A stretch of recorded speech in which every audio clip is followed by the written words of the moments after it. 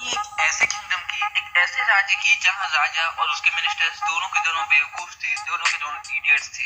एक दिन वो किंग अपने राज्य की खूबसूरत वादियों का आनंद ले रहा था कि तभी उसके दिमाग में ख्याल आता है। वो सोचता है, यार मैंने ऐसा क्या किया है कि मेरे मरने के बाद मेरी पूरी जनता मेरा नाम लेगी, क्या वो मुझे याद रखेगी। वो अपनी ये प्रॉब्लम अपने मिनिस्टर्स के सामने पेश करता है। तभी उनमें से एक मिनिस्टर किंग को कहता है कि क्यों ना हम रात को दिन बना दें और दिन को रात बना दें। मतलब रात को सारे के सारे लोग हमारे किंगडम के उठेंगे, अपना काम करेंगे, और जैसे ही सुबह हो वो सारे के सारे सो जाएंगे। ये ख्याल राजा को बहुत ज्यादा पसंद आता है और वो इस आइडिया को तुरंत लॉ बनाने का आदेश देते हैं। जल्दी ही ये एक लॉ बन गया और पूरे गांव के लोगों को ये पता चल गया कि अब उन्हें दिन में सोना है और रात में जाग के अपने अपने सारे काम करने हैं। राज्य के सारे लोगों को ये बहुत अजीब लग रहा था, लेकिन वो कुछ कर भी नहीं सकते हैं क्योंकि राजा ने साफ साफ कहा था जो भी इस लॉ को नहीं मानेगा उसे मृत्यु दंड दिया जाएगा। और सब के सब इस लॉ को फॉलो करने लगते हैं मौत के डर से।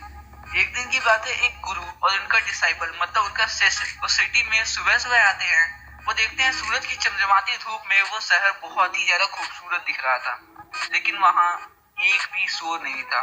ना ही चिड़िया की चहचहाने की आवाज थी और ना ही लोगों की बातचीत करने का शोर।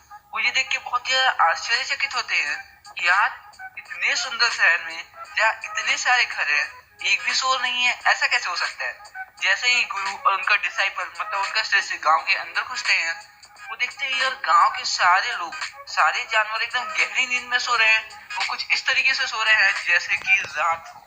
गुरु और उनका शिष्य अब सुबह से उस गांव में भटक रहे थे और भटकते भटकते धीरे धीरे शाम होने वाली थी और अभी तक उस गांव में कोई भी नहीं उठा था। पर जैसे ही सूरज ढल जाता है और शाम हो जाती है, गांव के सारे लोग धीरे धीरे उठने लगते हैं। फार्मर्स अपने फार्म में फार्मिंग करने चले जाते हैं, बिजनेसमैन अपने बिजनेस करने लग जाते हैं और सारी चीजें वापस वैसे स्टेबल हो जाती हैं जैसे वो शाम नहीं बल्कि सुबह हो गई हो। ये देख के गुरु अपने शिष्य को कहते हैं, देखो बेटा, मुझे ऐसा लगता है कि ये बेवकूफों की नगरी है। यहाँ ज्यादा देर रुकना हमारे लिए सुरक्षित नहीं है। चलो जल्दी से खाना खाया जाए और यहाँ से जल्दी निकला जाए। जिससे अपने गुरु की बात से सहमत होता है और जल्दी से जल्दी ग्रोसरी स्टोर जाते हैं। लेकिन जैसे ही वो ग्रोसरी स्टोर में खाना खरीदने जाते हैं तो देखते हैं यार यहाँ सब की सब बहुत अजीब हो रहा है। यहाँ 1 किलो चावल, 1 किलो दाल, सारी चीजों का प्राइस एकदम सेम है। सारी चीजें केवल आप एक डुड्डू में खरीद सकते हो।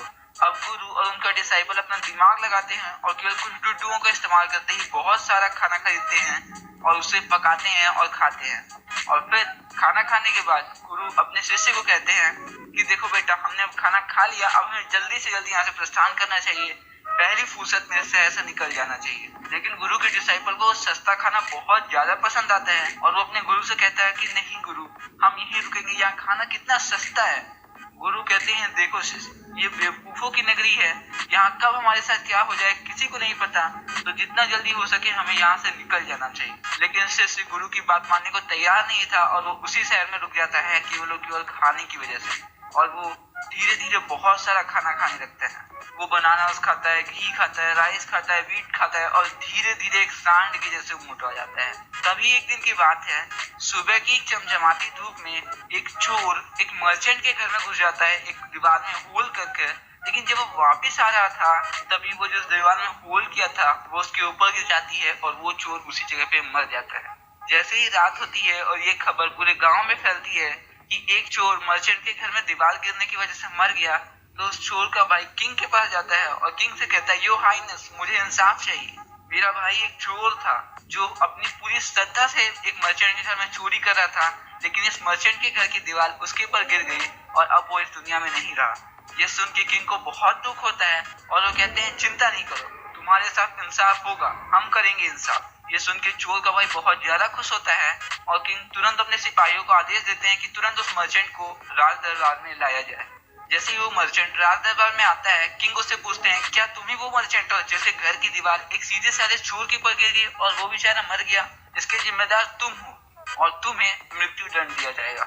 ये सुन के मर्चेंट कहता है, नहीं नहीं नहीं राजा साहब, ये मेरी गलती नहीं है, ये गलती है उस इंसान की जिसने इस दीवार को बनाया था। उसने दीवार कमजोर बनाई थी, इसीलिए ये दीवार गिर गई। ये सुन के राजा सोचते हैं, हाँ यार बात तो सही है, ये गलती तो उसी की है जिसने इस दीवार को बनाया है। और तुरंत राजा अपने सिपाहियों को भेज देते हैं और उस इंसान को बुलाते हैं जिसने इस दीवार को बनाया था। कुछ ही देरों में वो सिविल इंजीनियर आ जाता है जिसने दीवार बनाई थी और किंग उनसे पूछते हैं, क्या तुम ही वो सिविल इंजीनियर हो जिसने इस मर्चेंट के घर की दीवार बनाई थी? वो कहता है, जी हाँ, मैं ही वो हूँ जिसने इस मर्चेंट के घर की दीवार बनाई थी। और फिर किंग उस सिविल इंजीनियर से कहते हैं, क्या तुम्हें पता है तुमने इतनी कमजोर दीवार बनाई थी जो एक बेचारे हार्ड वर्किंग चोर के ऊपर गिर गई थी। वो बेचारा अपनी पूरी श्रद्धा से काम कर रहा था और वो मारा गया। तुम्हें इसका हर्जाना तो देना ही पड़ेगा और साथ ही साथ तुम्हें इसकी मौत के लिए मृत्यु दंड दिया जाएगा। ये सुन के सिविल इंजीनियर बहुत ज्यादा डर जाता है और वो कहता है, नहीं नहीं नहीं, इसमें मेरी कोई भी गलती नहीं है। मैं उस दीवार को अच्छे से इसलिए नहीं बना पाया क्योंकि मेरा ध्यान दीवार बनाने में था ही नहीं। किंग पूछते हैं, तो फिर तुम्हारा ध्यान था कहाँ? महाराज, मेरा ध्यान एक डांसिंग गर्ल पे था जो बार बार एक बिल्डिंग में जा रही थी, आ रही थी, जा रही थी, आ रही थी, और वो इतनी खूबसूरत थी और रोड में इतनी बार भटक रही थी कि मेरा ध्यान बार बार उसमें जा रहा था। किंग बोलते हैं, हाँ, ये सारी गलती तो फिर डांसिंग गर्ल की है। वो अपने सिपाहियों को आदेश देते हैं कि तुरंत उस डांसिंग गर्ल को बुलाया जाए। वो डांसिंग गर्ल अब बहुत ज्यादा बूढ़ी हो चुकी थी। जैसे ही वो राज दरबार में आती है, किंग उनसे पूछते हैं, क्या तुम ही वो डांसिंग गर्ल हो जिसकी वजह से ये सिविल इंजीनियर अपनी दीवार को नहीं बना पाया? तो डांसिंग गर्ल बोलती है, जी हाँ महाराज, मैं ही वो हूँ। फिर राजा बोलते हैं, क्या तुम्हें पता है तुम्हारी वजह से ये बेचारा सिविल इंजीनियर अपने काम में फोकस नहीं कर पाया और तुम्हारी वजह से उस मर्चेंट के घर की दीवार बहुत ज्यादा कमजोर हो गई, जिसकी वजह से वो दीवार एक चोर के ऊपर गिर गई और वो बेचारा चोर मारा गया। ये सुन के वो डांसिंग गर्ल कहती है, नहीं नहीं नहीं माय लॉर्ड, इसमें मेरी कोई भी गलती नहीं है। मैं बार बार उस बिल्डिंग में ऊपर नीचे इसलिए जा आ रही थी क्योंकि मैंने अपनी ज्वेलरी एक गोल्ड स्मिथ को रिपेयर करने के लिए दी थी और वो बहुत ज्यादा टाइम लगा रहा था। वो बार बार बोल रहा था, बाद में आना, बाद में आना, बाद में आना। और उस दिन कम से कम मैं उस गोल्ड स्मिथ के घर पे 20 चक्कर काटी थी, लेकिन वो गोल्ड स्मिथ मेरा काम कर ही नहीं रहा था और इसमें पूरी की पूरी गलती उस गोल्ड स्मिथ की है। किंग कहते हैं, बात तो सही है। वो अपने सिपाहियों को भेज देते हैं उस गोल्ड स्मिथ के घर और उस गोल्ड स्मिथ को पकड़ के ले आते हैं। जैसे ही वो गोल्ड स्मिथ राज दरबार में आता है, किंग कहते हैं, क्या तुम ही वो गोल्ड स्मिथ हो जिसने आज से सालों पहले उस डांसिंग गर्ल की ज्वेलरी को डिले किया था? तुम्हें पता है तुमने उस डांसिंग गर्ल की ज्वेलरी को डिले किया जिसकी वजह से वो बार बार तुम्हारी बिल्डिंग में आ जा रही थी, जिसकी वजह से एक सिविल इंजीनियर अपना दीवार बनाने में फोकस नहीं लगा पाया और वो दीवार एक बेचारे बेगुनाह चोर के ऊपर गिर गई और वो मारा गया। इसके गुनहगार तुम हो और तुम्हें अब इसकी सजा मिलेगी। ये सुन के वो गोल्डस्मिथ कहता है, नहीं नहीं नहीं माय लॉर्ड, इसमें मेरी कोई भी गलती नहीं है। ये गलती उस मर्चेंट की जिसके घर में शादी थी, क्योंकि वो जल्दी से जल्दी अपनी ज्वेलरी लेना चाहता था और मुझे पहले उस मर्चेंट का काम करना पड़ा। किंग पूछता है, वो मर्चेंट था कौन? वो गोल्डस्मिथ कहता है, जी वो मर्चेंट तो आपके सामने ही खड़ा है। वो मर्चेंट कहता है, नहीं नहीं नहीं माय लॉर्ड, वो मैं नहीं था, वो मेरे पिताजी थे। वो किंग फाइनली एक समझदारी की बात कहता है और वो उस मर्चेंट को कहता है, तुमने अपने पिता से अपनी सारी संपत्ति ली है, अपने सारे के सारे संस्कार लिए हैं, तो उनकी सजा भी तुम्हें ही लेनी पड़ेगी। और किंग अपने सिपाहियों को आदेश देते हैं कि इस मर्चेंट को मारने के लिए तुरंत से तुरंत एक नया स्टेक बनाया जाए। तभी स्टेक बनाने वाला राजा के पास आता है और वो कहता है, माय लॉर्ड, ये इंसान तो बहुत ज्यादा पतला है और इसके लिए मैं कोई स्टेक नहीं बना सकता है, इसको आप क्या ही स्टेक से मारोगे? किंग कहते हैं, अच्छा ऐसी बात है, क्यों ना हम अपने राज्य से एक मोटे से इंसान को पकड़ के लाएं और उसे सजा दे दें, क्योंकि सजा तो किसी न किसी को देनी ही है ना। और वो अपने सिपाहियों को आदेश देते हैं कि तुरंत राज्य में जाओ और राज्य में जो भी सबसे मोटा इंसान हो उसे पकड़ के मेरे सामने लाओ। उस राजा के मंत्री राज्य में निकल पड़ते हैं सबसे मोटे इंसान की खोज में और जल्दी ही उन्हें वो गुरु का डिसाइपल मिल जाता है।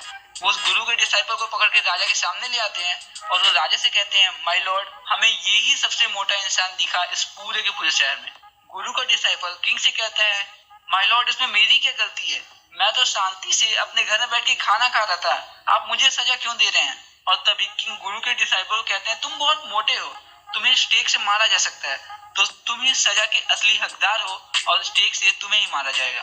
ये सुन के वो बहुत ज्यादा परेशान हो जाता है और वो अपने गुरु का ध्यान करता है और उनके गुरु तक ये मैसेज पहुंच जाता है कि उनका शिष्य खतरे में है और गुरु वहां तुरंत पहुंच जाते हैं। गुरु राज दरबार में आते हैं और राजा से कहते हैं, सुनो मूर्ख राजा, मैं भी एक मस्कुलर इंसान हूँ, तुम मेरे शिष्य को नहीं, पहले मुझे मारो। और फिर शिष्य अपने गुरु की होशियारी को समझ लेता है और वो भी किंग से जिद करने लगता है, नहीं नहीं पहले मुझे मारो। गुरु कहता है, नहीं नहीं पहले मुझे मारो। तो राजा कहते हैं, शांत हो जाओ, एक काम करो, इन दोनों को ही मरवा दो। जब किंग और उनके डिसाइपल बहुत ज्यादा होशियार थे, वो कहते हैं, नहीं नहीं मुझे पहले मारो, मुझे पहले मारो, मुझे पहले मारो। फिर राजा बोलते हैं, आखिरकार बात क्या है? वो गुरु को बुलाते हैं और पूछते हैं आखिरकार लोचा क्या है, तुम लोग आखिर मरना क्यों चाहते हो। तो गुरु राजा को समझाता है। वो कहता है कि राजा जी एक्चुअली बात ये है कि इस किंगडम में पहली बार कोई गुनाह हुआ है और पहली बार किसी गुनहगार को मौत की सजा दी जा रही है, और जो भी ये डेथ को एक्सेप्ट करेगा वो अगले बार इस जगह का राजा और मंत्री बनेगा। राजा को ये बहुत बेकार लगता है कि अगली बार उनसे ये राज्य छिनाने वाला है। वो तुरंत अपने मंत्री को बुलाते हैं और कहते हैं अब हम क्या करें। तो यार वो मिनिस्टर अपने राजा से कहता है क्यों ना ऐसा किया जाए कि इन दोनों के चेहरे को ढक दिया जाए, और कल जब स्टीकर अपने स्टेक से इन दोनों को सजा देने जाएगा तो हम उनकी जगह पे बदल जाएंगे। उस गुरु की जगह पे आप खड़े हो जाना और गुरु के शिष्य की जगह पे मैं अपना चेहरा ढक के खड़े हो जाऊंगा। और अगले दिन राजा और उनका मिनिस्टर गुरु और उनके डिसाइपल की जगह पे खड़े हो जाते हैं, और फिर स्टेकर अपने स्टेक से राजा और उनके मिनिस्टर्स दोनों को मार देता है। पर जैसे ही उनकी बॉडी जमीन पे गिरती है, लोग देखते हैं अरे ये गुरु और उनका डिसाइपल तो है ही नहीं, ये तो किंग और उनका मिनिस्टर है। और फाइनली फिर एक मीटिंग होती है और उस गुरु और उनके डिसाइपल को ही उस किंगडम का राजा और मिनिस्टर बना दिया जाता है। तो बस यहीं पे खत्म होता है चैप्टर। आशा करता हूँ ये वीडियो आपको बहुत पसंद आई होगी। अगर हाँ तो इस वीडियो को लाइक कर देना, अपने दोस्तों के साथ शेयर भी कर देना, और हमारे इस खूबसूरत परिवार का हिस्सा बनने के लिए नीचे लाल दरवाजा को नॉक करके बेल प्रेस कर देना, जिससे आपको इस खूबसूरत परिवार की सारी गतिविधियों की जानकारी मिलती रहे। तो